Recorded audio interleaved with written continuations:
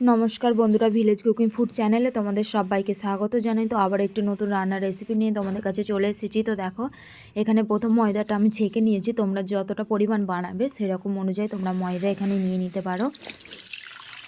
দেখো, প্রথম গরম জল বসিয়ে দিয়েছি, আর ময়দার মধ্যে দেখো কালো জিরে আর একটু আদা গ্রেট করে দিয়ে দিয়েছি।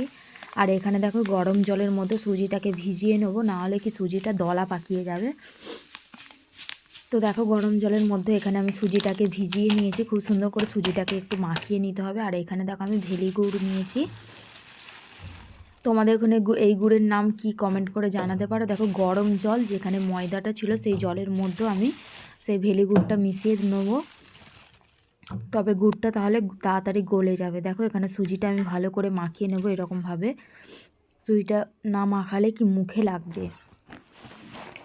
তো দেখো, এখানে আমি সুজিটা খুব সুন্দরভাবে মাখিয়ে নিচ্ছি। আর এখানে দেখো একটু আদা গ্রেট করে দিয়ে দেবো, এর মধ্যে স্বাদটা আরও বাড়বে। তো গরম জলের মধ্যে গুড়টা আমি খুব সুন্দর করে মিশিয়ে নেব।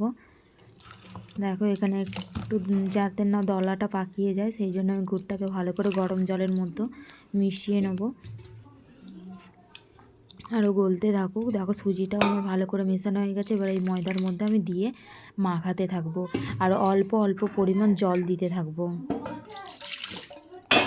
দেখো, আমি খুব সুন্দর করে আমি অল্প অল্প পরিমাণ জল দিয়ে মাখতে থাকবো, অল্প অল্প করে। দেখো, এগুলো আমি অল্প গরম জল দিতে হবে, গরম জল দিয়ে আমি মাখিয়ে নেবো ভালো করে। আর এখানে দেখো গুড়টা আমার সম্পূর্ণ খুব সুন্দরভাবে গোলা হয়ে গেছে।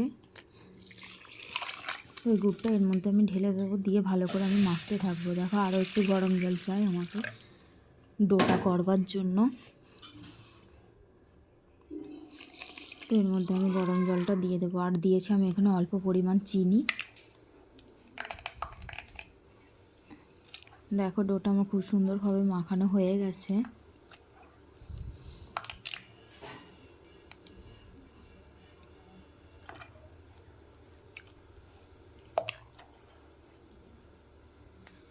রান্নার ভিডিওগুলি তোমাদের কেমন লাগছে কমেন্ট করে জানিও, আর কি রান্নার রেসিপি দেখতে চাও সেটাও কমেন্ট করে জানিও।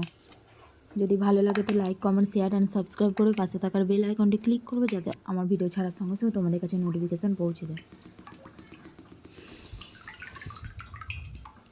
দেখো, এখানে রিফাইন তেল নিয়েছি। রিফাইন তেলটা গরম করে নেবো। আমি একসাথে দুটো ছেড়েছি। দেখো, পুরো কত সুন্দর ভাজা হচ্ছে। দেখো বন্ধুরা, কত সুন্দরভাবে ফুলতে আছে।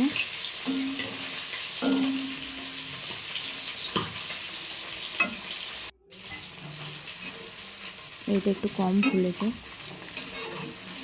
দেখো, তোমাদেরকে দেখাচ্ছি কত সুন্দরভাবে ফুলেছে। এইটা একটু কম ফুলেছে। এই দেখো বন্ধুরা, এটা কত সুন্দরভাবে ফুলেছে। দেখো, ফুলে পুরো উঠে পড়ছে। দেখো, এইগুলো বানানো হয়েছিল। কেমন লাগলো কমেন্ট করে জানিও।